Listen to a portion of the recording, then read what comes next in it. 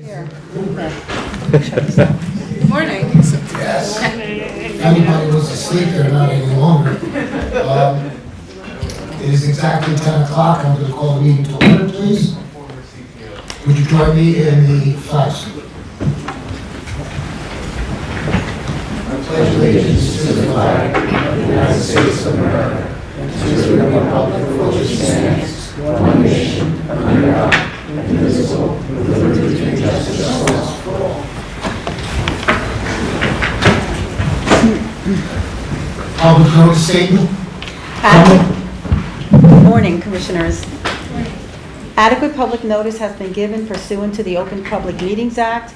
Notice having been posted at the Board's office and website and emailed to the Department of State and to the newspapers of broad circulation within the state. Thank you. And roll call, please. Commissioner Holden? Here.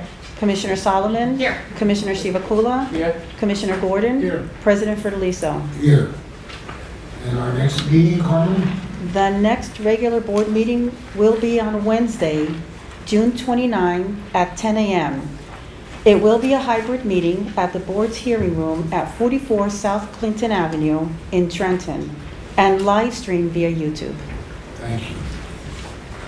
There will be no executive session today. Before we get started, there are just a few announcements I'd like to make.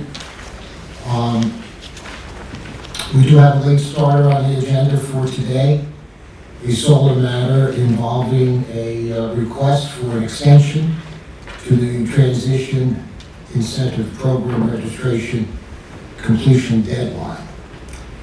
Also, June is Pride Month.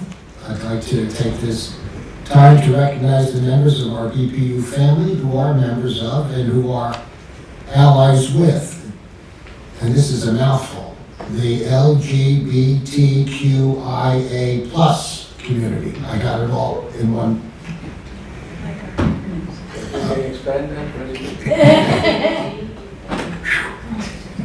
June is also Internet Safety Month.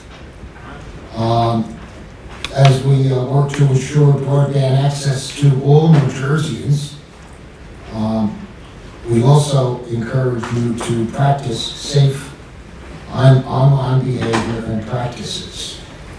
We see what can happen with hackers and things of that sort, and how they can disrupt our individual lives also, not just institutional lives and things of that sort. Yes. This week we are celebrating Utility Assistance Week. Yesterday there was an event in the city of Camden directed toward exactly that subject, reminding people that June 14th, they have to, by June 14th, please, they have to call their utility, and hopefully they've applied for assistance or they've set up a payment plan for or with their utility, and it's as long as they have applied for assistance, they will not be shut off. And so it's extremely important, and we've talked about this for months. This is certainly not a new topic that we've suddenly brought to light here. So it's the mayor in Camden and the city council there really put on a very, very expansive event, and it hopefully caught the attention of a lot of people. And it also got, we saw this morning, a lot of press coverage. It was on the Philadelphia stations, ABC and CBS, and also got some narrative coverage and so on. So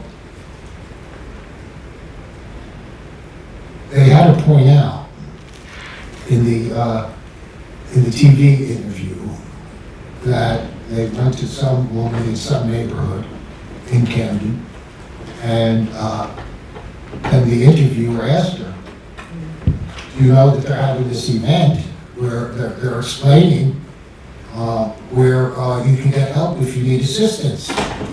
to pay your utility bill. And the woman said, I knew nothing about it. So, you know, we think we really get the word out. Utilities mailed announcements to every home in their territory. We've been doing multitude of outreach programs and so on, and some people still don't know about it.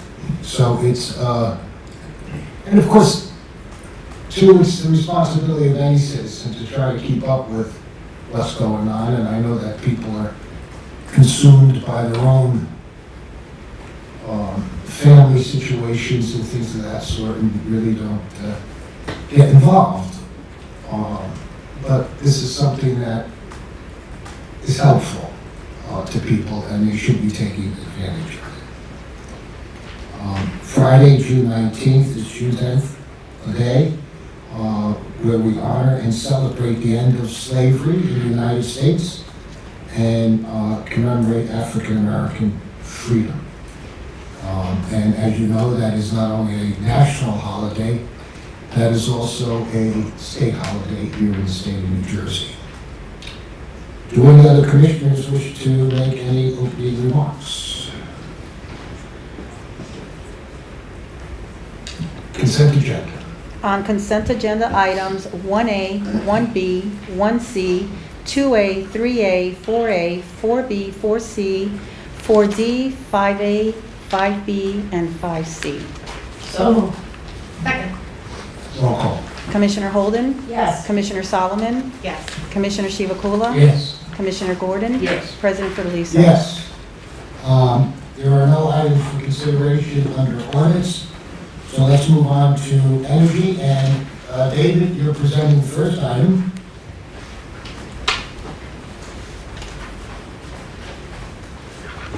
And it's a FERC item, number 2A.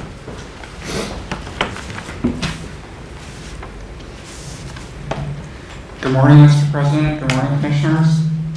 On April 11th, 2022, is this better?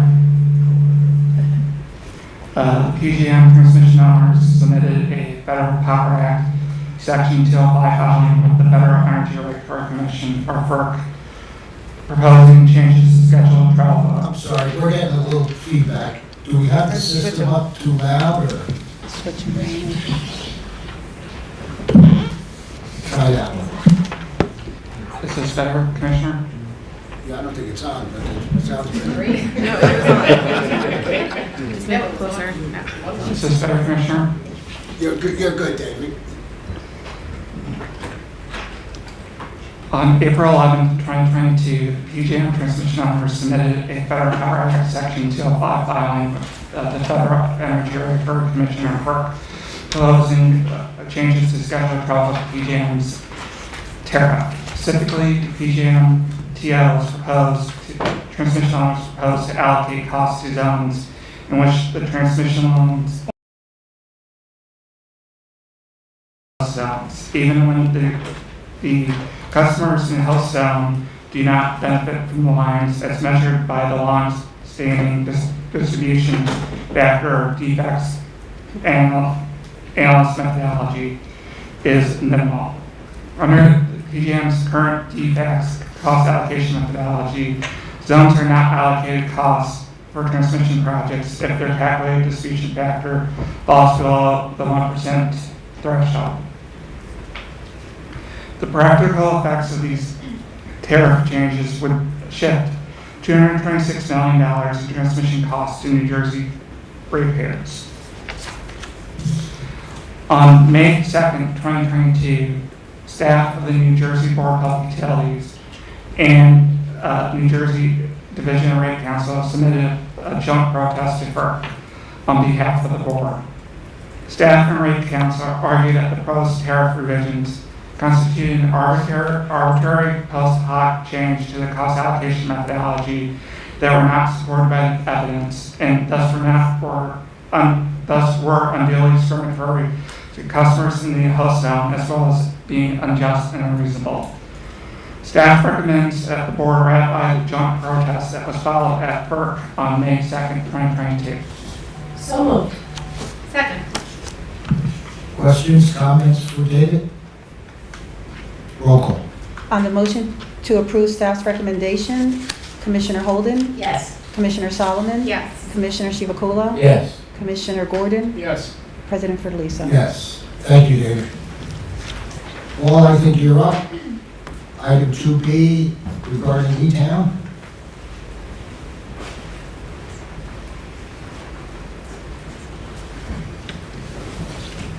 Good morning, Commissioners. Morning. On July 30th, 2021, Elizabethtown Gas Company filed a petition seeking review and approval of the company's manufactured gas plant remediation adjustment clause, activities, and net manufactured gas plant costs incurred during the period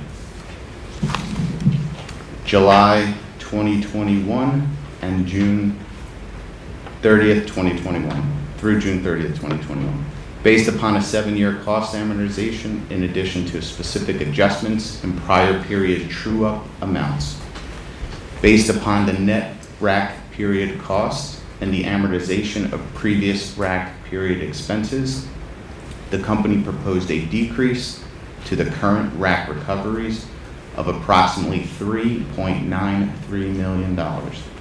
By order dated November 17th, 2021, the board approved a stipulation for provisional rates executed by the parties.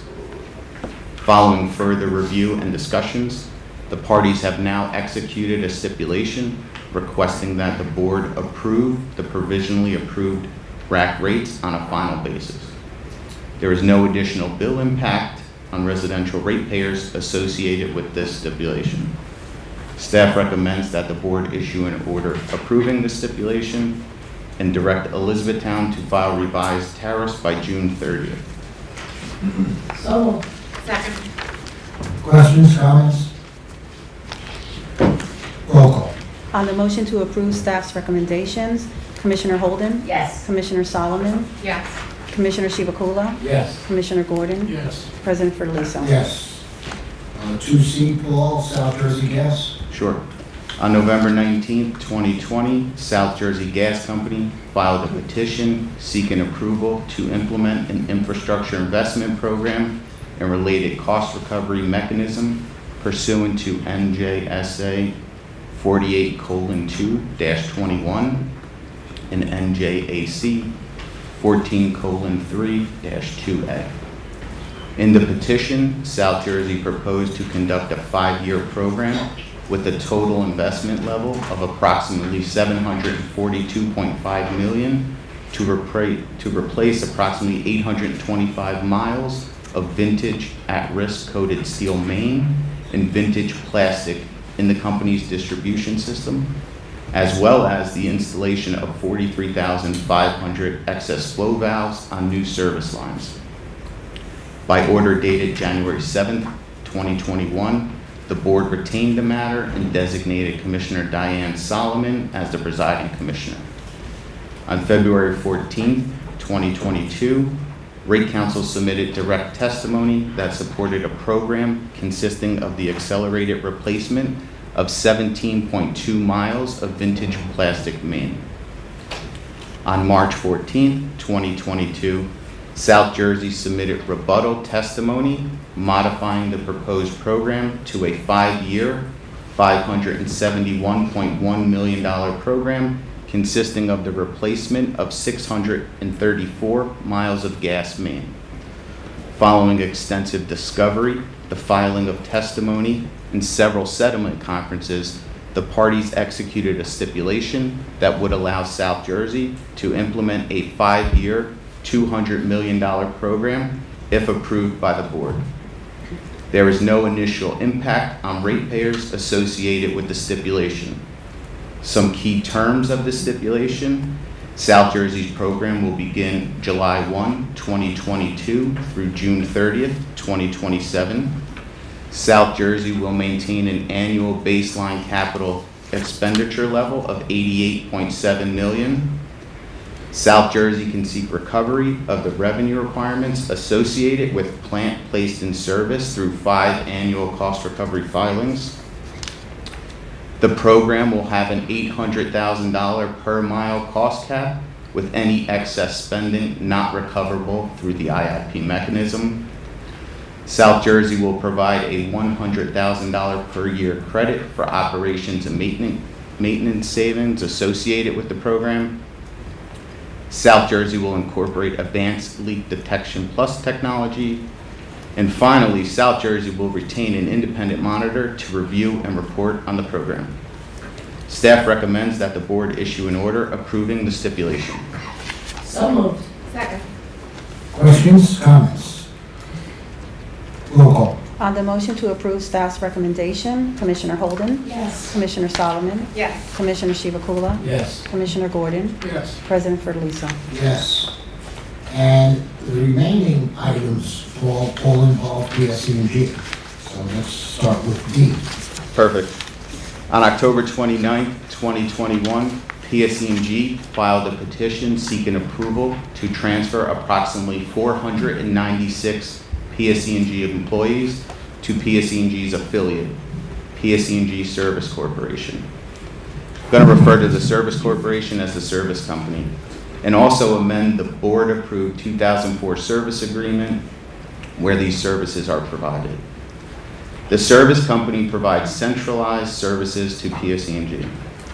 PSE&G proposed to amend the 2004 service agreement to include 2 additional service categories to cover 264 of the 496 employees. The first category is engineering and design, and the second is construction support. On March 17, 2022, the New Jersey Division of Rate Counsel submitted comments indicating no objection to PSE&G's proposal, subject to certain reporting requirements. Board staff believes that PSE&G's request is reasonable and recommends that the board authorize PSE&G to transfer the employees and amend the 2004 service agreement, subject to the reporting requirements proposed by Rate Counsel. So moved. Second. Questions, comments? Mr. President, thank you. Yes. Just 467 is a very large number, and I asked this question earlier, in that, what were they doing that they're dispensable? That's one of the things. And also I understand PSE&G is also hiring people, so how do these things, So it's 496 employees, but they were doing similar work for PSE&G, but now with moving them to the service company, they can actually provide services to all of the affiliates within the company. so these services are moving to the service company? Correct. PSE&G is not doing, basically they're outsourcing some of the services to the servicing company. Now, how that works? I don't know if you would say outsourcing, but they'll be part of the service company now, and they'll be able to provide services throughout the affiliate where these types of categories or service categories are needed within the company. I think it's a large number, I yes. think Stacy wants to also comment. So typically, where there's a service company there, the employees were originally employees of utility. They're transferring over to be able to provide services to more than one of the affiliates, and now with the offshore wind, there's a reason to transfer them so they can provide services, but also ensure that the cost to PSE&G customers is accurate, that they're not paying for these employees to be doing work for other affiliates. So it actually should benefit PSE&G's ratepayers because the cost will be spread out. Nobody's losing their job, obviously. No, they're transferring. Right. Thank you, Stacy. Okay, good. Any other questions or comments?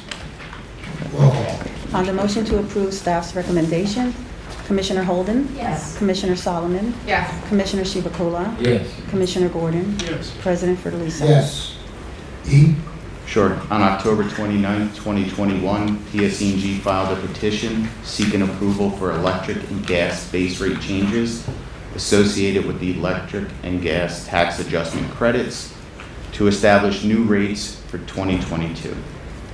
Based upon the petition, the net impact of adjusting the tax was an overall increase of approximately $14.7 million for electric customers and an increase of approximately $31 million for gas customers. The parties have executed a stipulation recommending revising the tax rates utilizing the rates proposed in the petition. As a result of the stipulation, the annual bill impact on a typical residential electric customer is an increase of $6.48.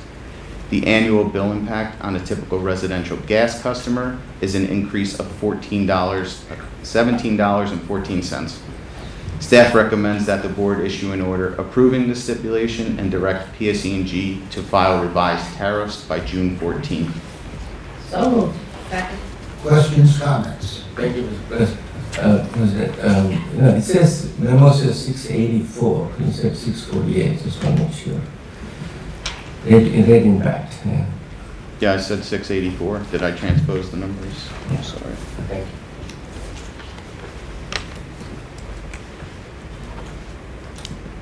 Any other questions, comments? Roll call. On the motion to approve staff's recommendation, Commissioner Holden, Yes. Commissioner Solomon, Yes. Commissioner Chivukula, Yes. Commissioner Gordon, Yes. President Fidalisi. Yes. F, On July 1st, 2021, PSE&G filed a petition seeking approval to modify the electric and gas components of its green programs recovery charges, remove the Clean Energy Act studies components of its GPRC tariff, and transfer the remaining balance to the Clean Energy Future energy efficiency component, and recover its statewide coordinator system expenditures. As filed, the resulting net combined annual impact on the company's electric ratepayers was an increase of approximately $2.3 million and a gas increase of approximately $2.1 million.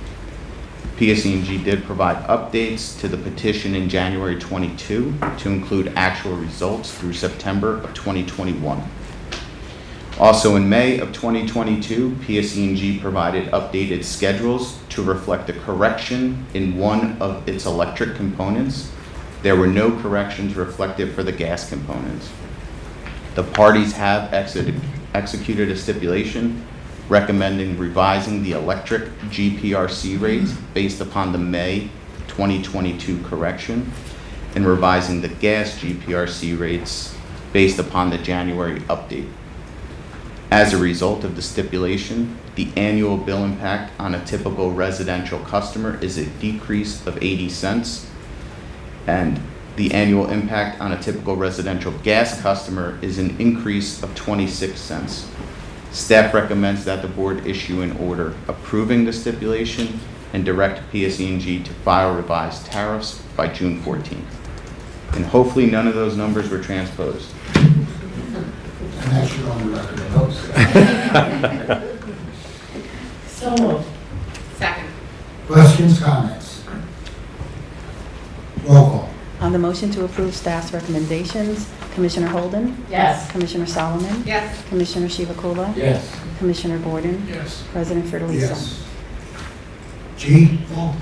On June 28th, the board issued an order establishing a new solar incentive program, the Solar Successor Incentive Program, also SUSI, with the goal of incenting up to 3,750 megawatts of new solar generation by calendar year 2026.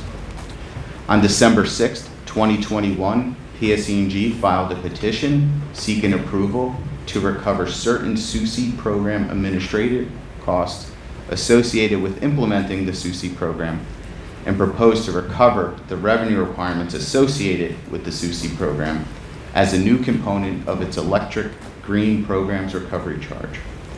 In the petition, PSE&G sought approval to recover a revenue requirement of approximately $38 million associated with its pro rata share of the SREC 2 cost based upon projected amounts from March 2022 through September 2023. The parties have executed a stipulation recommending establishing and incorporating a SUSI program rate as a component of the company's electric green program or GPRC tariff, utilizing the rates proposed in the petition. As a result of the stipulation, the annual bill impact on a typical residential electric customer is an increase of $4.48. Staff recommends that the board issue an order approving the stipulation and direct PSE&G to file revised tariffs by June 14th. So moved. Second. Questions, comments? Roll call. On the motion to approve staff's recommendations, Commissioner Holden, Yes. Commissioner Solomon, Yes. Commissioner Chivukula, Yes. Commissioner Gordon, Yes. President Fiordaliso. Yes, and then finally H. Sure. On September 23rd, 2020, the board approved PSE&G's Clean Energy Future Energy Efficiency Program, which included, among other things, the establishment of an electric and gas conservation incentive mechanism, or SIP, to account for lost revenues resulting from the potential decrease in customer energy usage stemming from administering clean energy programs. The SIP, the electric SIP, is calculated each month by applicable rate schedule by subtracting the baseline revenue per customer from the actual revenue from customer and multiplying the resulting revenue by the actual number of customers for that month. And it results in either a SIP margin deficiency, which would be collected from customers, or a margin excess to be refunded to customers. On February 1st, 2022, PSE&G filed a petition seeking approval to implement an electric SIP and associated customer class rates to account for lost sales revenue stemming from the company's energy efficiency programs. As proposed in the petition, the net electric SIP recovery is approximately $17.751 million, representing approximately $38.768 million of allowed non-weather-related margin recovery, partially offset by weather-related refunds to residential customers of approximately $21.017 million. The parties have executed a provisional stipulation recommending utilizing the electric SIP rates proposed in the petition on a provisional basis, subject to refund with interest. As a result of the provisional stipulation, the annual impact on a typical residential customer is a decrease of $8.12. Staff recommends that the board issue an order approving the provisional stipulation and direct PSE&G to file revised tariffs by June 14th. So moved. Second. Questions, comments? One question. Sure. This is our first, iteration with the SIP. I was just wondering, within that calculation, whether, the fact that we've been going through COVID, how much to attribute to energy efficiency as opposed to, COVID-related issues. Is there, I suppose there's really no way to capture that within that.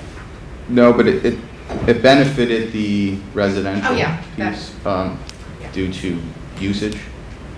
But I'm just, pointing that out in terms of measurement.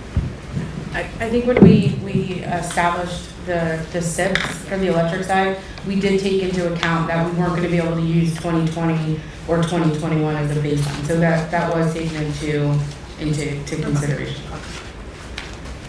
Stacy, thanks again for the assist. Any other questions or comments?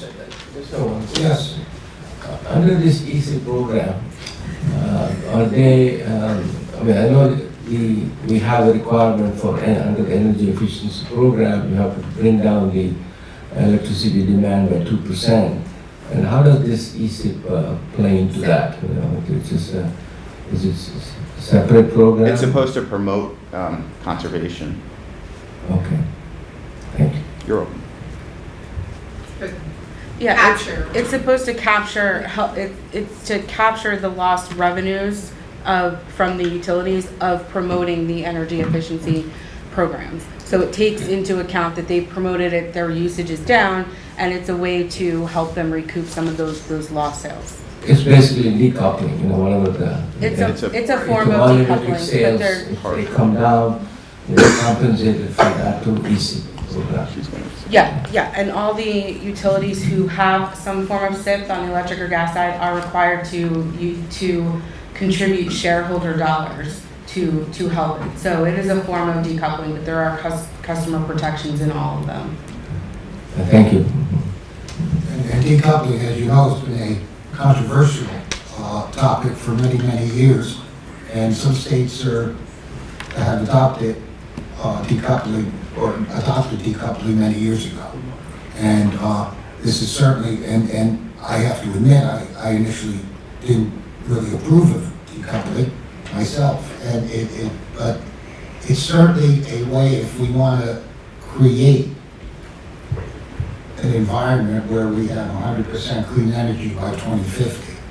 It's a way of promoting that. And and of course, the energy you don't use is the cheapest energy. So it's beneficial, but it's like everything else in life, it costs money. And we certainly don't expect the utilities to lose any money, do we?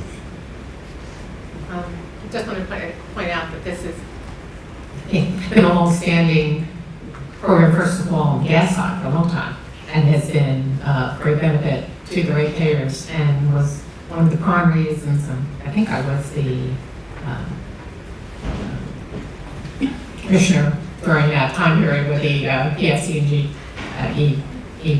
program, and that was a big point of contention was the whole decoupling issue and how we were going to resolve it and, arrived at the SIP mechanism, based upon our experience on the gas side. So, glad to see that we're giving the benefit of that.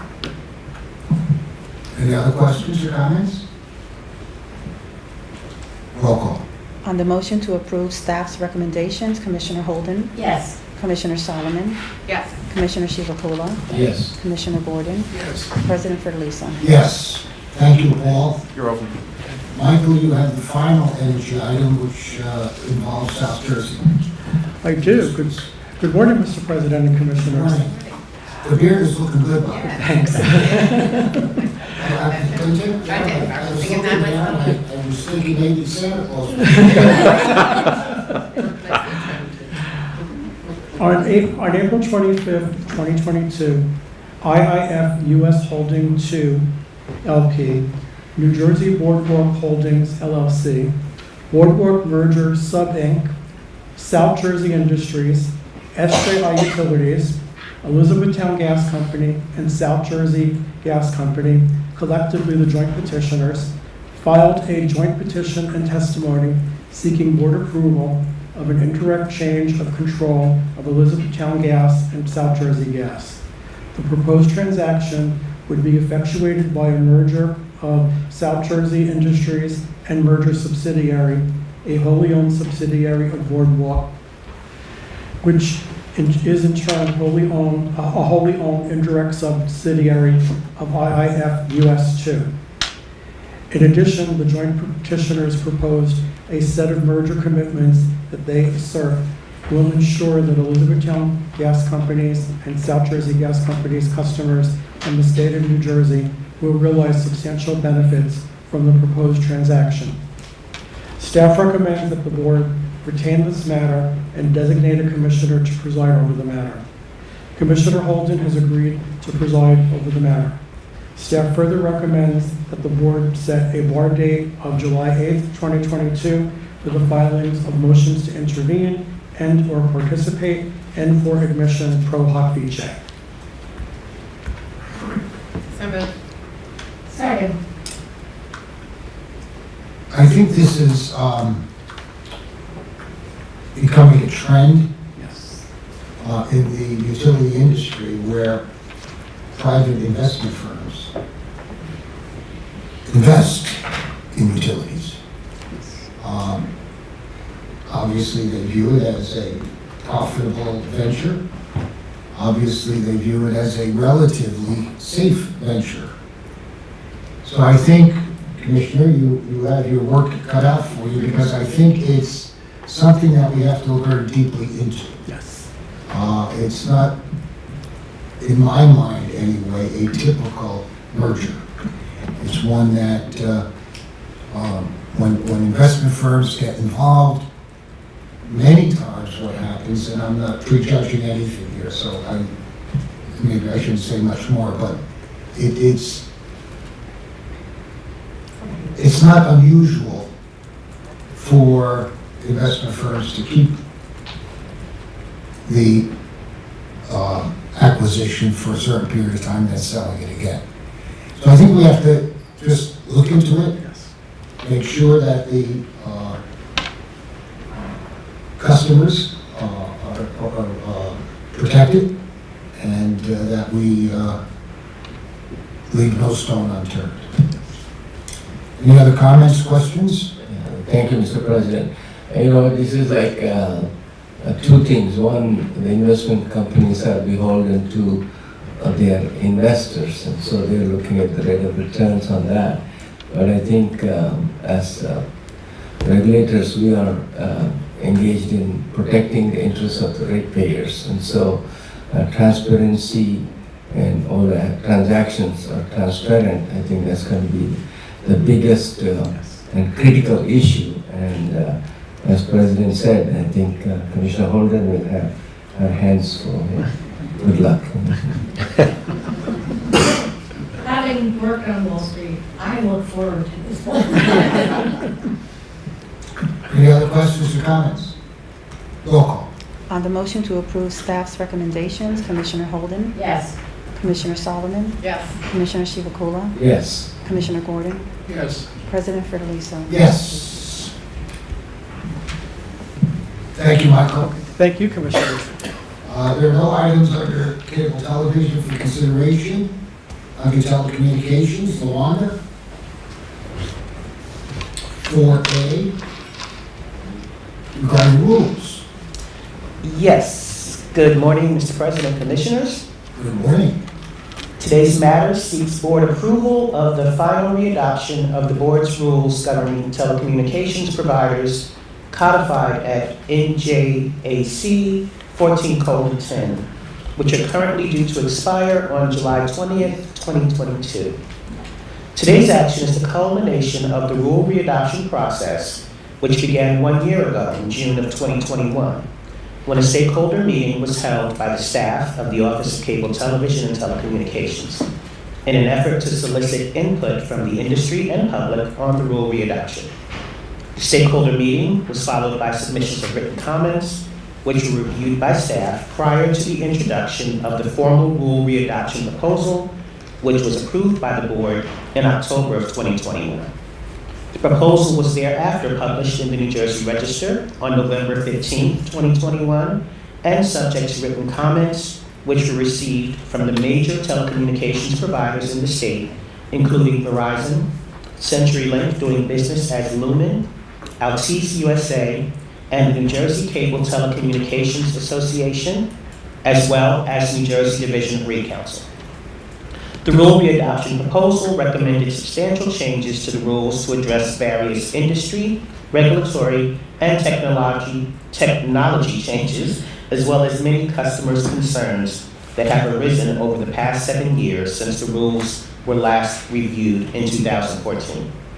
Included among those proposed amendments were the deletion or updates of obsolete or outdated definitions, the strengthening of requirements for carriers to provide website locations with complete listings of all of their rates, terms, and conditions, ensuring providers notify customers of changes requiring rescheduling or cancellation of service calls in a timely fashion, modifying service quality reporting standards to require reporting at a more granular level, requiring the submission of annual maintenance plans to ensure adequate maintenance of poles and wires, requiring adjustment to accounts within 2 billing cycles for outages, and extending the scope of the board's existing mass migration rules to apply where a carrier withdraws service from their entire customer base within the state without providing a replacement service.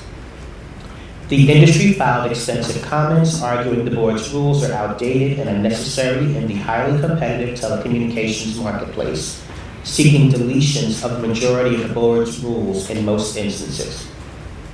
The industry argues that against some rule changes, such as the more granular service quality reporting standards and the annual maintenance plan filings, as adding new regulatory requirements that they felt were not needed.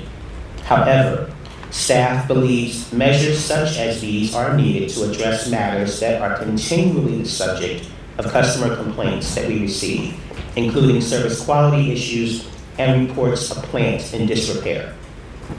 The final adoption also implements industry recommendations in several areas, such as repealing notice and filing requirements of rate changes and replacing paper filing with electronic notices, consistent with modifications to the board's general filing rules.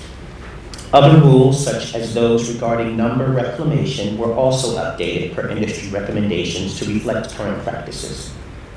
Additionally, in response to comments that the proposed change to the definition of subscriber created unintended ambiguity, the change was withdrawn and the current definition will continue unchanged.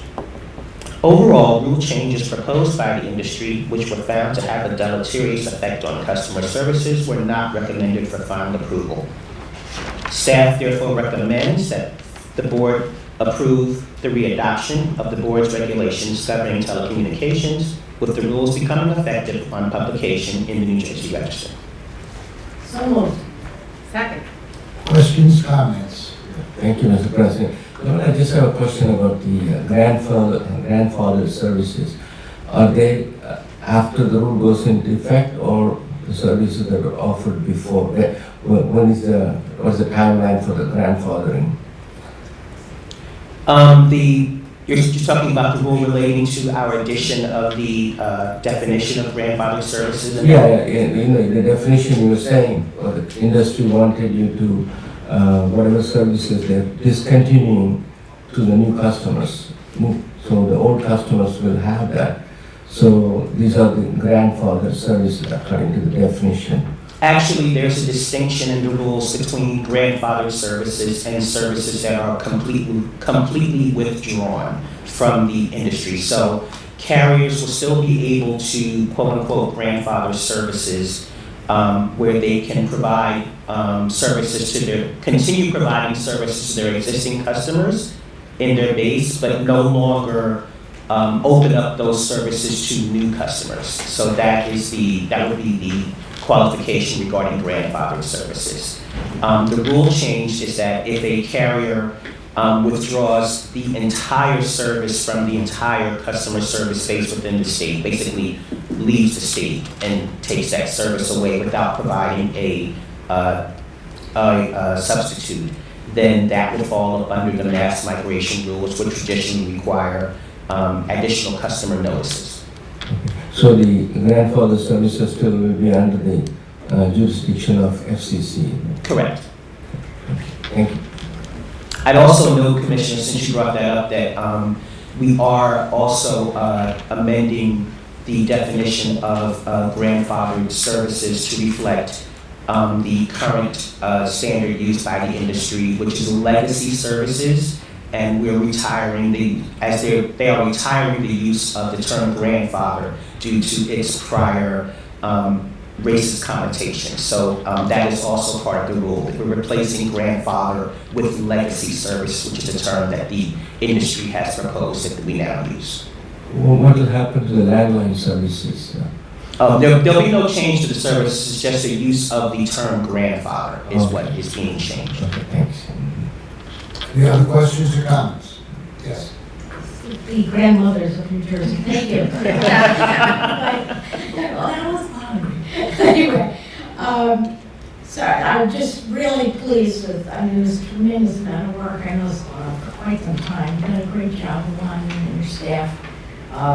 Particularly, we've heard numerous, over my 11 years here, service calls Just some kind of standards. When are you going to be there? When's it going to, how much it's going to cost? Or that was great. And maintenance plans, that's long overdue. So thank you very much. Thank you, Commissioner. I thank my staff from the Office of Cable TV and Telecommunications, as well as Counsel's Office and Division of Law in helping us to get these rules readopted. Any other questions or comments? Roll call. On the motion to approve staff's recommendation, Commissioner Holden, Yes. Commissioner Solomon, Yes. Commissioner Chivukula, Yes. Commissioner Gordon, Yes. President Felice. Yes, thank you, Wanda. Thank you. Good job. Liability and security, Jody, it's your turn. I was afraid of that. Good morning, Mr. President and Commissioners. Good morning. This is regarding the proposed readoption with substantial changes of New Jersey Administrative Code NJAC 14.2, the protection of underground facilities, one-call damage prevention system.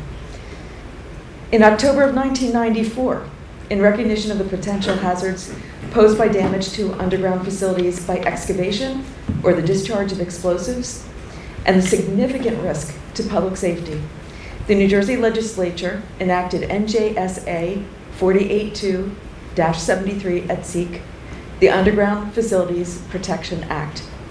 Within the Act, the legislature determined that the New Jersey Board of Public Utilities is the appropriate state agency to designate the operator of and provide policy oversight to the one-call damages prevention system and enforce the provisions of the Act. The board created rules which are contained within the New Jersey Administrative Code NJAC 14.2 et seq., protection of underground facilities, one-call damage prevention system, to provide for the implementation, administration, and enforcement of the UFPA, the Underground Facilities Protection Act. Accordingly, the board has implemented a comprehensive New Jersey one-call damage prevention system in order to reduce the frequency of damages caused by excavation. NJAC 14.2 is necessary and appropriate to ensure that New Jersey utility customers receive safe, adequate, and proper service. The current rules have been in effect since February 11, 2015, when they were readopted without change. In response to an appellate court decision in 2017, a rulemaking commenced. Several stakeholder meetings were held to more fully address possible amendments, issues, and their effect on the stakeholder community. The result of those stakeholder meetings resulted in staff's recommendation for proposed readoption with substantial changes. On December 6, 2021, the proposed rules with substantial changes were published in the New Jersey Register. A 60-day comment period followed. Public comments were received, reviewed, and board staff responded to those comments. If not adopted, these rules will expire on August 11, 2022. Staff recommends that the board readopt with substantial changes the board's rules contained within the New Jersey Administrative Code NJAC 14.2 et seq., protection of underground facilities, one-call damage prevention system. So moved. Second. Questions, comments? Yes. I want to thank Bob and Jody for getting documents to the commissioners as times we could see if there were any changes, if there were any thoughts, and all of the many comments. I'm so happy that we're finally putting this one to bed. I think we may have to come back for amendment, particularly regarding the electronic positive response. So it's nice to accept and bring on advanced technology. Could be a problem with municipalities, so perhaps it's something we can talk to the lead municipalities or the engineering society for some of their thoughts, so we can get municipals up to speed with everyone else. Any other questions or comments? Roll call. On the motion to approve staff's recommendation, Commissioner Holden, Yes. Commissioner Solomon, Yes. Commissioner Chivukula, Yes. Commissioner Gordon, Yes. President Felice. Yes. Thank you, Jody. Commissioners. Thank you, and thanks also to the staff that worked on this. Specifically, Ann Lang has put a lot of time in, so thank you. Good job, guys. There are no items under customer assistance. That brings us to clean energy, and Dustin, I think you're up. Morning, Mr. President. Good morning. Morning, Commissioners. The Monroe Township Board of Education submitted an application under the Pay for Performance Existing Buildings Program requesting board approval of a financial incentive of $512,438.68 for the installation of energy efficiency measures at Williamstown Middle School in Williamstown, New Jersey. This proposed project has a total cost of $4,877,227. If approved, this application would cover an exterior LED lighting retrofit, occupancy lighting controls, weather stripping and air sealing on doors and windows, enabling of night setback in the building management system, a high-efficiency hot water heater, variable speed drives on hot water pumps, high-efficiency air-cooled chillers, variable speed drives on chilled water pumps, replacement and upgrade of roof insulation, an exterior LED lighting retrofit, and high-efficiency transformers. Annually, this project would conserve 1,068,836 kilowatt hours of electricity and 3,870 therms of natural gas. The project will also reduce peak demand by an anticipated 2,297 kilowatts per year. The proposed project has an estimated annual energy cost savings of $144,048. Staff recommends approval of the application for the total estimated incentive amount. So moved. Second? Questions, comments? I love projects like this that involve public entities because it really has a multi-purpose effect. Number one, it's going to save energy, which is less carbon in our environment. Number two, it's going to help the individual taxpayer in that particular municipality, insofar as not bearing the entire cost of those upgrades.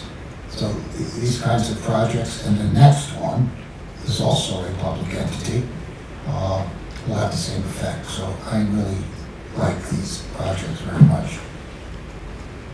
Any other questions, comments? Roll call. On the motion to approve staff's recommendation, Commissioner Holden, Yes. Commissioner Solomon, Yes. Commissioner Shivakola, Yes. Commissioner Gordon, Yes. President Fidelisa. Yes, and that goes to Gloucester County Utilities Authority. Gloucester County Utilities Authority submitted an application under the Combined Heat and Power Program requesting board approval of a financial incentive of $2,374,750 for the installation of CHP gas engines at the Gloucester County Utilities Authority main facility. This proposed project has a total cost of $9,456,671. If approved, this application covered the installation of two 600 kilowatt CHP gas engines. The equipment will run on methane gas produced on-site by an anaerobic digester processing solid waste for 75% of the time and will run on natural gas for the remaining 25% of the time. They will have black start islanding capability and will output waste heat for use in process load heating and space heating.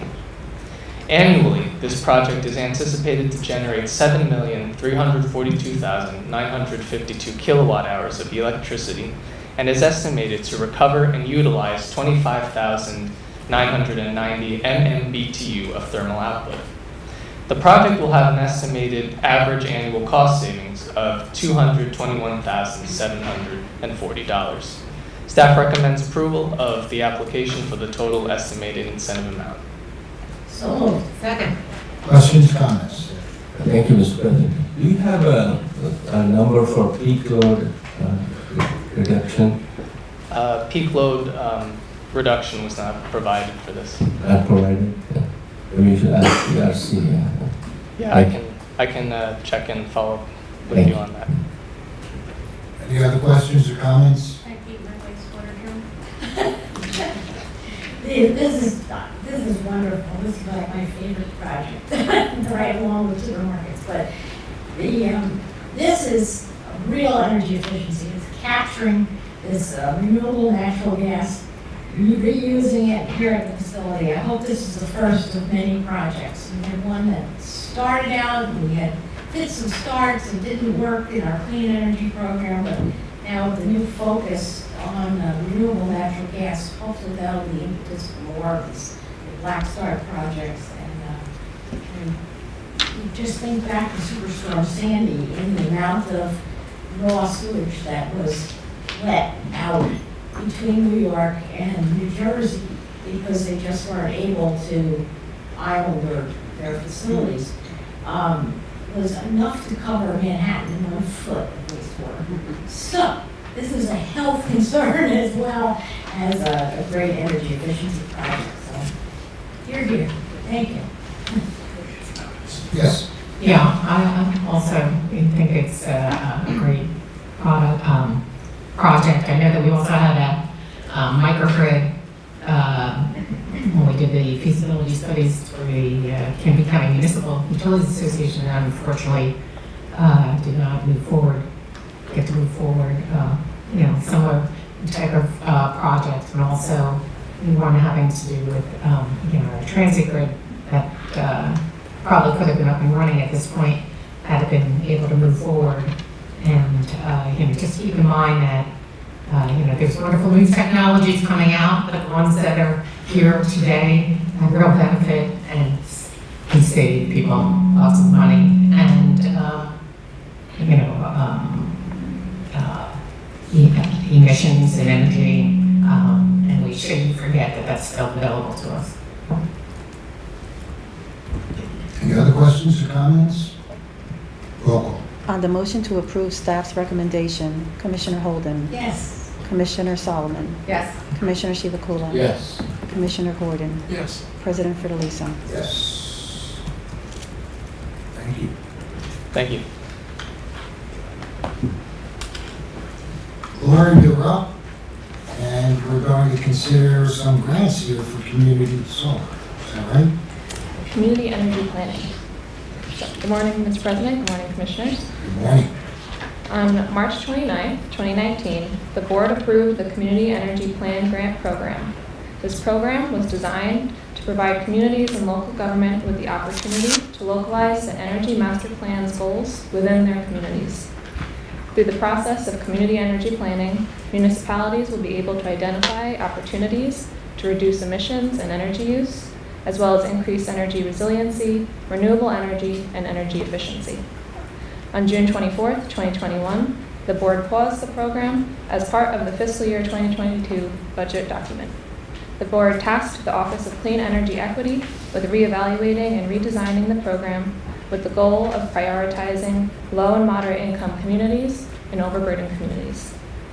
The Office of Clean Energy Equity redesigned the program to remove barriers to participation from communities with limited resources by simplifying the application process for all municipalities. Additionally, staff used overburdened community census tract data from the New Jersey Department of Environmental Protection and the New Jersey Department of Community Affairs Municipal Revitalization Index to identify municipalities that would benefit the most from additional program support. 48 municipalities were identified, and these overburdened municipalities were eligible for enhanced benefits. These benefits included additional grant funds and the option for technical assistance provided by Sustainable Jersey to prepare and submit applications, as well as to create their community energy plans once grants are awarded. Staff relaunched the program on November 16, 2021, and closed the application period on March 18, 2022. After thorough review of the submitted applications, staff found 46 municipalities to be eligible for community energy plan grants based on the submission of complete applications. 24 of these applications were from overburdened municipalities. Based on staff review and evaluation of the submitted applications, staff recommends that the Board award community energy plan grants to the 46 municipalities that submitted complete applications to the program. So moved. Second. This is great. We can, as a state, demonstrate and be a model, hopefully, for the 500 50-some odd municipalities in the state of New Jersey. But the real work is going to be done at the local level. That's really where everything is going to happen. And we have to help to incentivize that. We have to demonstrate what the state is doing to be a model for every municipality in this state. Otherwise, we're not going to achieve 100% clean energy by 2050. So this really is a grassroots effort. And everyone, and every municipality, and I'm sure this is the first of many, hopefully, that we're going to be granting, should be involved in. Because it helps in so many ways. And we see that clean energy is certainly a benefit to health, particularly in our overburdened communities. It also creates economic activity while reducing carbon in our air. So it's vital that all segments of our population and all levels of government are involved in the efforts that we're trying to promote here. But we have to ensure the fact that we're a model that they can look to. So this is great work, and you're doing a great job, Lauren. We really appreciate it. Thank you, Mr. President. Any other comments? Thank you, Mr. President. I agree with you about community energy planning. Now, I have a question about Franklin. There are 5 of them. In which county is this Franklin from? I don't have the list in front of me, but I can confirm that to you. Get back to me. There are 5 municipalities in New Jersey with the name Franklin. So. Absolutely, we do ask them which. I come from one of them. So just want to make sure. How many Washington towns? Thank you. I was just going to say, not as many as Washington.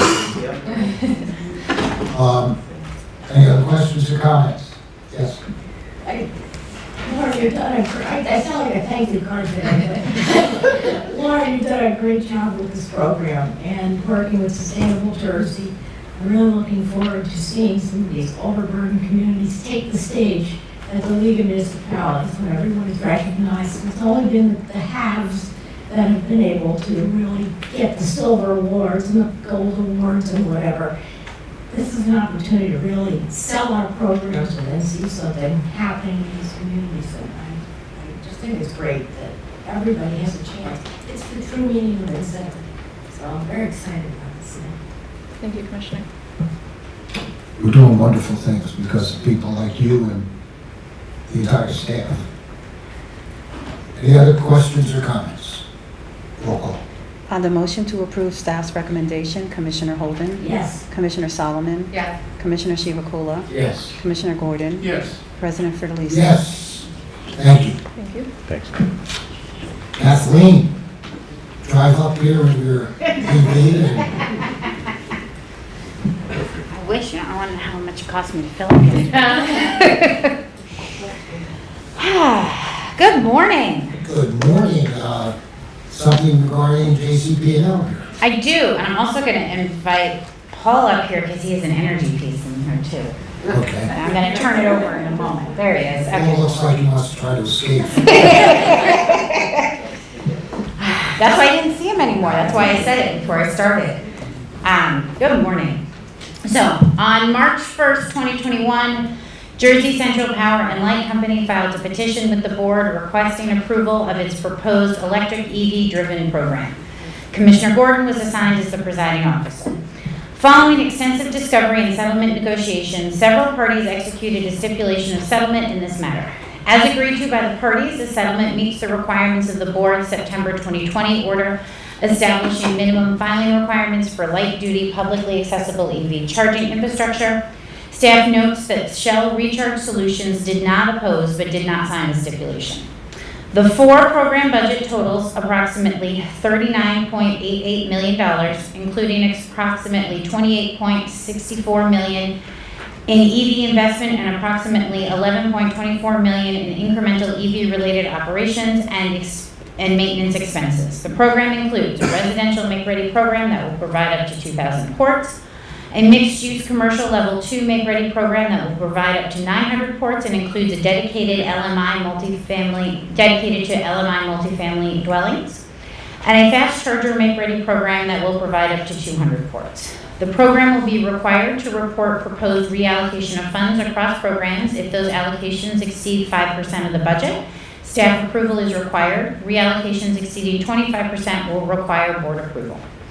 The combination of federal, state, and utility incentives may not fund more than 90% of the total cost of the project. If the incentives total more than 90% of the total project cost, utility funds will be reduced to meet the 90% requirement. JCP&L will provide 2 semi-annual reports each year detailing quality and quantity of work and forecasted and actual capital costs, with the first report due September 1st, 2022. Reports will be due on September 1st and March 1st of each future year. JCP&L will also post public maps detailing areas that are best suited for EV infrastructure build-out by the end of calendar year 2022 and earlier if possible. These maps would be prepared and updated by the company on a regular basis. The company will perform a grid impact study as part of its integrated distribution plan required by the New Jersey's Energy Master Plan. As part of the settlement, JCP&L has agreed to remove provisions relating to ownership of EV charging stations by utilities as areas of last resort. Will be filed separately on the timeline spelled out in the board's minimum filing requirements order. No program participants in a site ownership capacity shall account for more than 50% of an offering's total program budget in totality for all of the entity's locations for the mixed commercial or fast charger make-ready programs. All make-ready programs will require the use of an approved network charger in order to collect data that will be utilized for future EV rate setting. And I will now turn it over to Paul Lupo to discuss the rate portion of the stipulation and staff's recommendations. You said that really fast, the board report lost 3 fingers. Sorry about that.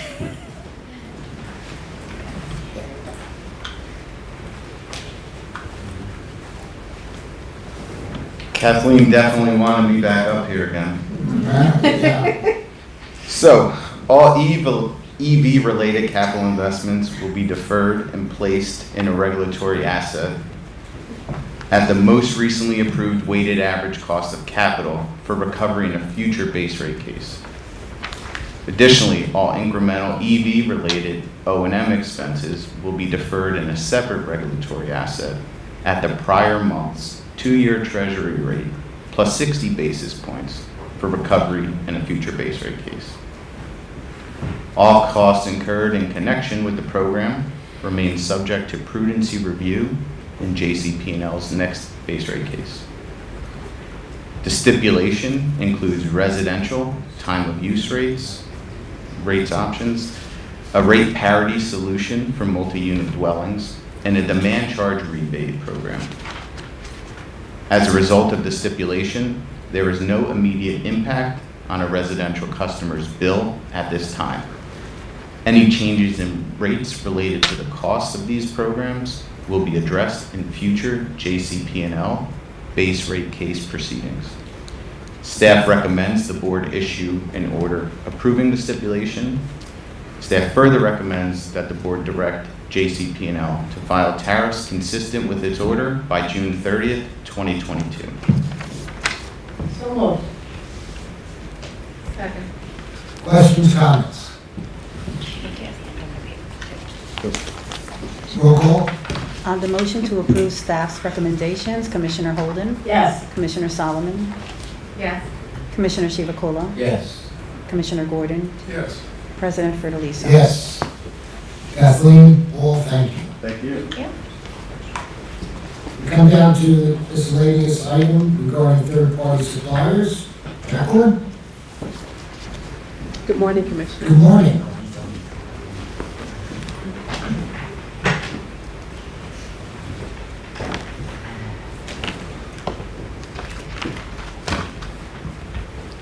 On April 13th, Can you hear me? Yes.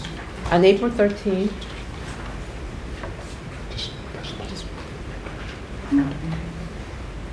on April 13th, 2022, the board received a petition for rulemaking from the Retail Energy Supply Association seeking to amend the board's regulation NJAC 14:4-7.6L to 1, conform to the Clean Energy Act, and 2, allow third-party suppliers to pass through all cost increases related to compliance with future state mandated renewable energy portfolio standards to customers who are on fixed price contracts that include a material change notice provision. Petitioner's proposed amendment would allow third-party suppliers to increase customer rates that the third-party supplier characterized as fixed or firm for all future state-mandated renewable portfolio supply standard cost increases the third-party supplier incurs. Petitioner proposes that this amendment be granted regardless of whether or not the New Jersey legislature explicitly authorizes it by including the legal terms change required by operation of law and notwithstanding any rule or regulation to the contrary and applicable legislation.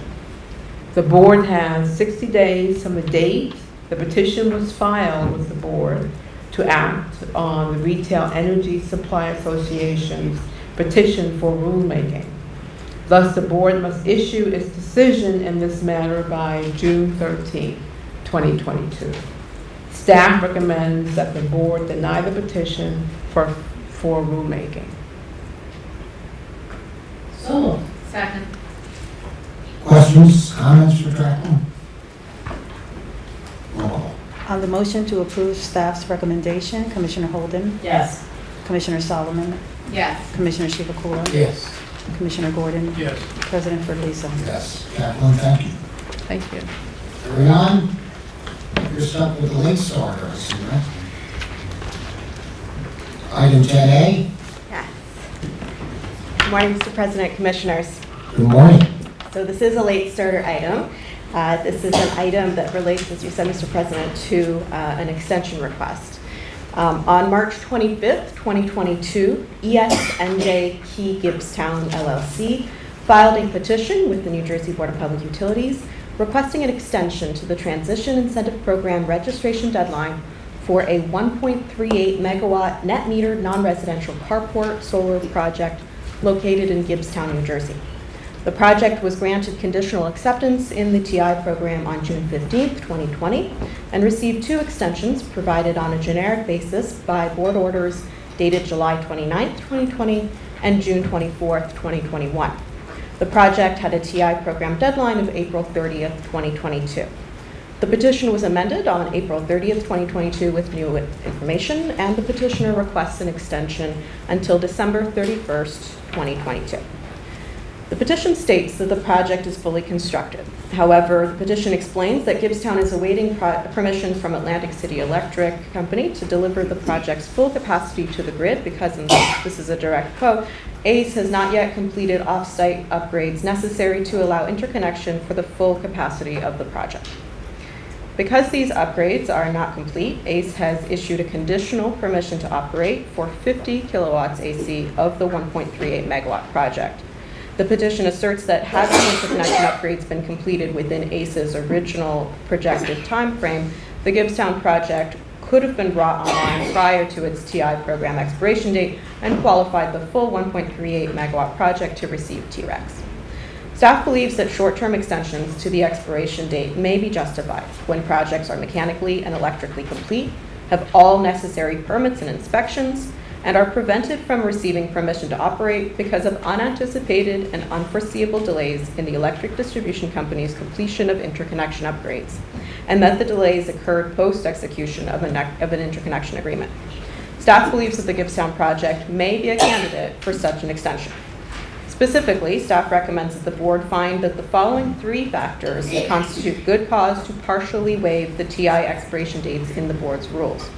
Number 1, the project can demonstrate that it was electrically and mechanically complete prior to its TI program expiration date, which the board interprets as a which staff recommends that the board interpret as a project that could be energized, but for the lack of a necessary permission to operate from the EDC due to factors that are the sole responsibility of the EDC. Number 2, the project can demonstrate that it has received and satisfied all necessary permits from all authorities having jurisdiction over the project prior to its TI program expiration date, including required final inspections. And number 3, that project construction was proceeding based on a representation from the EDC that any necessary interconnection upgrades would be completed prior to the project's TI program expiration date, that the projects were fully funded, that the upgrades were fully funded by the project developer, but that despite the developer's best efforts, the estimated upgrade completion date was unilaterally extended by the EDC. Staff therefore recommends that the board grant petitioner a 6-month extension to the project's April 30th, 2022 TI program registration deadline. This extension would take effect if and only if petitioner provides staff and the TI program administrator with information to substantiate the claims made in the petition and therefore meets the 3 factors identified previously within 30 days of the effective date of the order. Further, staff recommends that similarly situated parties be allowed to seek a comparable 6-month waiver of the TI expiration dates for projects that can make a similar showing prior to their TI program deadline. Staff further recommends that the board direct staff and the TI program administrator to review these extension requests administratively as part of the review of the project's post-construction certification packages. Finally, if petitioner cannot provide the documentation recommended above to the satisfaction of staff and the TI program administrator, staff recommends that the board allow the TI program administrator to process the post-construction certification package for the 50 kilowatt AC portion of the system that has received conditional PTO from ACE, and allow the petitioner to register the remaining capacity as a separate project in the administratively determined incentive program. So moved. Second. Well presented, Ariane, and I do have some remarks regarding this. I think in considering a matter like this, the board, I believe, must weigh its long-standing and ongoing support of solar in New Jersey against the important policy considerations around the closure of the TI program and the opening of the ADI program. Paramount among these considerations are the costs and benefits to the ratepayers. In this case, we have an applicant whose project appears to be essentially complete, but is waiting for the permission to operate from the utility. Critically, the applicant here asserts it had a commitment from the utility that would have allowed it to complete the registration on time, and that commitment was changed by the utility. The relief proposed here is very narrow, and based on the specific circumstances of this application, the burden of proving that the project was complete remains on the applicant, who must still provide the documentation set forth in the order. In granting this conditional short-term extension, I believe we have struck the necessary balance of fairness to applicants whose projects are otherwise complete with the strong interests of the ratepayer, who should always receive what they pay for, no more and no less. And we've been preaching that ever since I've been on this board.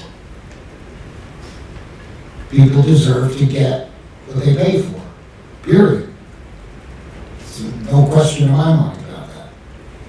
Also, there's no question in my mind, and I know my colleagues probably do the same, when we're talking to executives from the utility companies, We are constantly talking about interconnection. As we move more and more toward clean energy generation, as a layman, I will use the term, we need someplace to plug it in. If anything keeps me awake at night, it's the fact that we're going to have wind turbines out there, we have solar programs out there, and there's no place to plug them in. The utilities must, without any question, continue to work, and I know they are, but continue to work on their infrastructure to ensure the fact that they're able to accept clean energy generation into their system. Otherwise, what we're doing is for naught. And that pressure is constantly put on them by me, and I'm sure by my colleagues. Because this is no game that we're playing. This is something that is extremely important to future generations of this state, of this world. And if we're not prepared, we're letting down future generations. And we will be judged for that. So, I agree with your recommendation, and we have to ensure the fact that we have the capability of accepting these clean energy projects as they come on board. Any other questions, comments? Mr. President? Yes. Thank you. Mr. President, I don't disagree with anything that you said. Although I think we need to recognize that this is a much bigger problem. It's a national problem. And this is, I think, a problem that should be addressed to a great extent by the federal government. I mean, this is bigger than the states. It's like building an interstate highway system. The federal government had to take the lead in that. I think this is an example of an infrastructure issue that the federal government needs to address with us. That's a very good point, Bob. And I think some segments of our federal government are trying to do that, and unfortunately are facing some obstacles along the way. You know, I've always said that there are very powerful forces out there that don't want us to succeed. And it's unfortunate, but that's the way it is.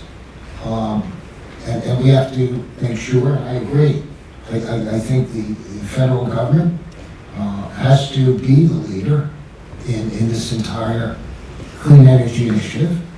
And I think we have an opportunity with the current composition, if we can convince some of our colleagues on the federal level to move in that direction more quickly. So I agree. Yes. Part of this, we have a lot of focus nationally on the transmission system. This is a distribution problem. And while I agree that federal government needs to be involved, I think that sort of muddies the waters, because from region to region, things are so different the way they're handled. We know we have seams issues just between New York and New Jersey. But I would hope perhaps this is something that OPSI could take up and just start with our own region. As we've shown the way with the state agreement approach on transmission, I think we could be the leaders in convening among our states and the District of Columbia how we can attack this problem. This is where the wind is going to come in first, is on the East Coast up here. And you know, all of these pieces need to be integrated into the distribution system. That's, no one's talking about that. That's what really needs to happen. You're right on board there, and this is a topic, and the staff that is with me on these OPSI calls and so on and so forth, that is brought up frequently. As you well know, there are 13 states in OPSI and the District of Columbia. And it's the PJM region. And the problem exists, I agree with you on a national level, the problem exists that there are different interests. That's the problem. Our interests here in New Jersey are a lot different than the interests of West Virginia, or even our colleagues in Ohio, who don't take a stand on many things. They know one word: abstain. So, I mean, it's difficult to get 13 states and the District of Columbia to agree on something. And sometimes, if we do get some agreement, when it's written down on paper, it's so watered down that it has little effect. I think, and it's like any other organization, you do your lobbying.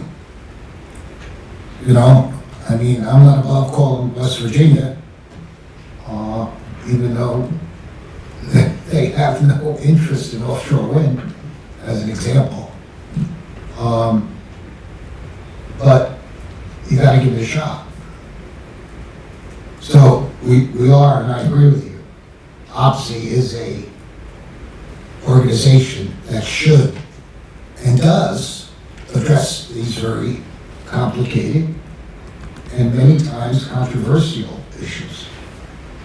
And sometimes, you know, we win, and sometimes we lose. And for those of you who don't know, OPSI is the organization of PJM states. And so, it's, when we win, it's good, obviously. We don't like to lose. And we have good people who, on our staff who work very closely with staff from other states. And we try to promote the interests, obviously, of our state. And just as they're promoting the interests of their state. But there has to always be common ground somewhere. And we just have to find it. And sometimes that's very difficult to do, because there are parochial interests in every single state. So, a lot of different paths we can go down, but it's sometimes not as easy as it appears. Sometimes. Sometimes very complicated and very divisive, and so on. And everyone has an opinion, and that's what the democracy is all about. But we have to find common ground if we're going to promote on a national level what I believe is necessary to promote. Diane? Yeah. And certainly we want to see our utilities be able to move forward with improvements on their system and technologies to accommodate these technologies. But, you know, we all know that there is significant cost in all of these measures, and that a lot of the issues, while maybe philosophical in some respects, it's just like any family, you know, how are you going to pay for it and who's going to pay for it. And a lot of the disagreement, not only, it's not so much that you don't want to get there, but how do you get there and how do you pay for it and at what speed? You know, everyone has their own budget within their household, and I think it would take umbrage if, you know, I were to tell you how to spend your dollar and what you should spend it on, and criticize you or demonize you for having an opinion other than the one that purports to be the one that I want to pursue. And that doesn't make for a very good compromising situation either. So, in addition to all wanting to get to a certain goal, there's the timing and the cost to getting there. That becomes an issue. And, as regulators, we have to make sure that we take that into account, which I'm sure everyone does. But, that is also one of the sticking points in moving this forward, both on the federal and the state level, as to how those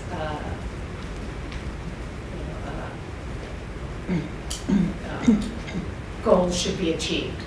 And we can't lose sight of that either.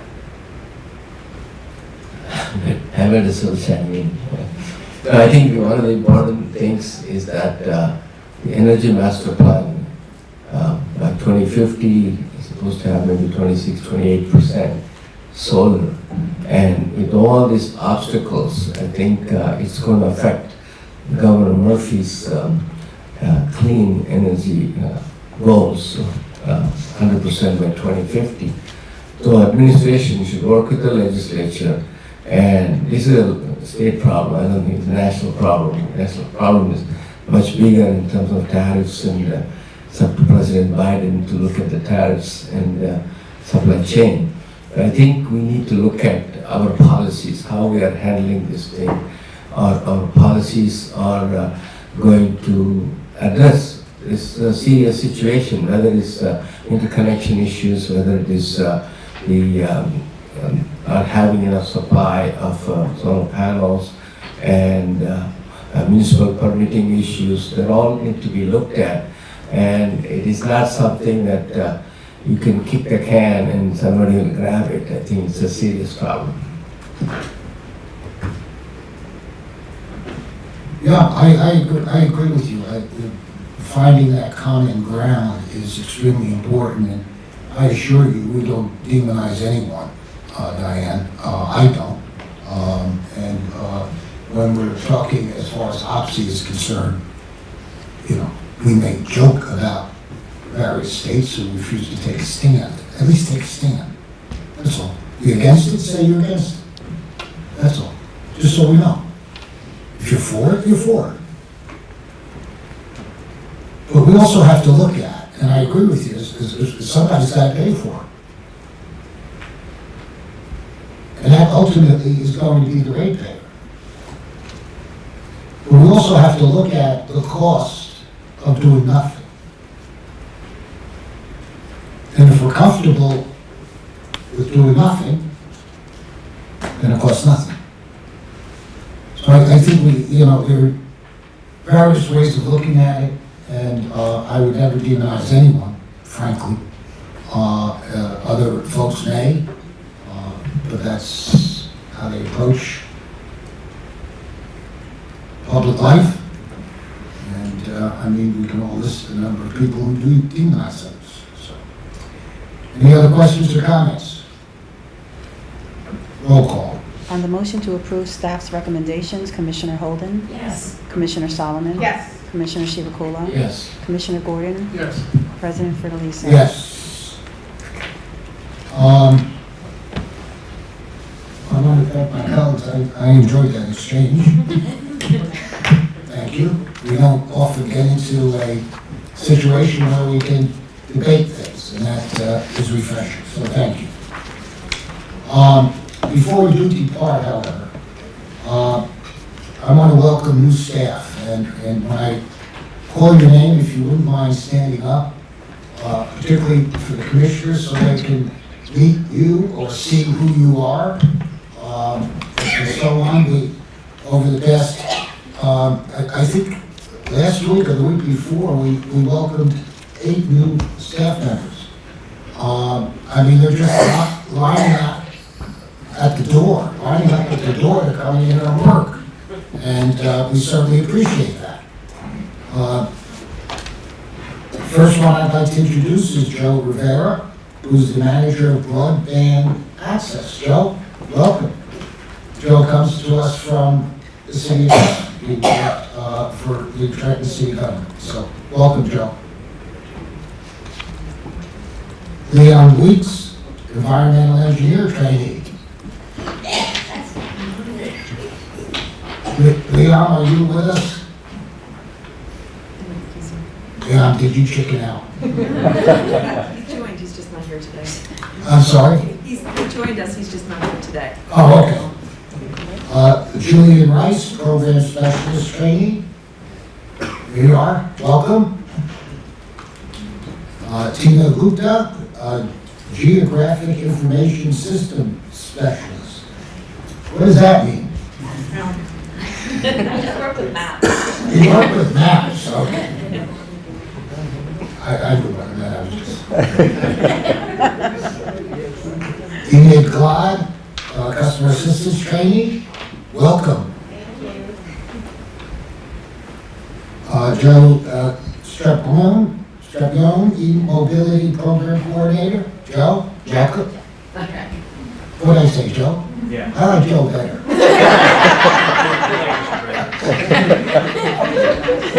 So be sure now. Everybody's Joe. Carlita Almeida, aide to Commissioner Gordon. Carlito is not here today, he was not feeling well. Okay. Welcome to him. And a new aide for Commissioner Holden, who was a intern, actually, in the Chief of Staff's office. Patrick, where are you? There you are, Patrick. Nice to be here. Welcome. I also want to congratulate staff who are in new roles. Ryan Moran, Administrative Analyst in the Water Energy Division. Ryan, are you with us? He's working upstairs. He's working upstairs. Ryan Reagan, Wholesale Markets Policy Specialist. Is Ryan with us? Ryan is formerly the aide to Commissioner Holden. And our own Abe Silverman, who has taken on the position, a very important position of Executive Policy Council. I've come across a lot of people who know a lot of stuff. And Abe knows a lot of stuff. Most of it is not worth anything, but he knows a lot of stuff. So, but we're certainly happy, Abe. As from a policy perspective, there are a few who know more than you, so thank you for taking on that position. Which means we are looking for a new general counsel, and we are in the process of interviewing folks at this point. If there are no other items, Well, I have a. yes, ma'am. Yeah. So I just wanted to mention two other dates in the month of June. Yes. One was celebration the other day of D-Day landing, and what an important event that was. Like this nation, not to mention this world, that they were able to succeed, and we should never forget what was done on that day. And also, likewise, June 14th, which is also Flag Day. Right. And how proud we should be every day to raise that flag and be able to stand under and salute it. So. Very good, thank you. And thank you for the Normandy one in particular. I think over 4,000 Americans were killed on that beach. And to protect our democracy. And the best way we can honor them is to protect our democracy. But you forgot one very important date. Your birthday? Yes. Yeah.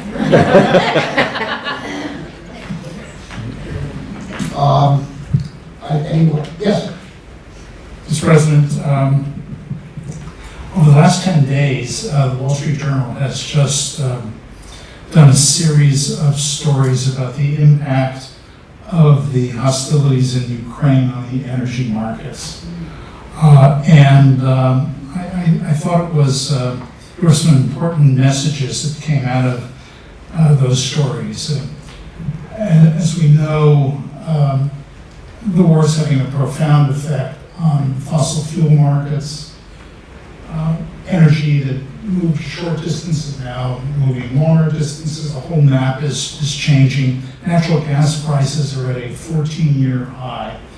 I took two messages out of these stories, and I just wanted to share them with colleagues and staff. One, that energy prices are likely to be high for a foreseeable future, and there's going to be continued upward pressure on utilities and their cost structures. So, one, I think that is just provides greater impetus for us to continue advancing the governor's clean energy initiatives and doing everything we can to try to wean ourselves off fossil fuels.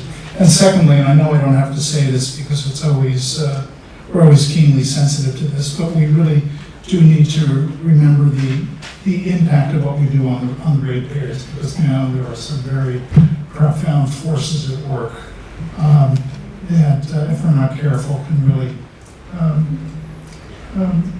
create unbearable burdens for our ratepayers. So I just wanted to share that with staff and colleagues. Yeah, it is a difficult situation, obviously. When I was a younger man, I would say young, I said younger, when I first got my driver's license, back then, we could get it at 12 because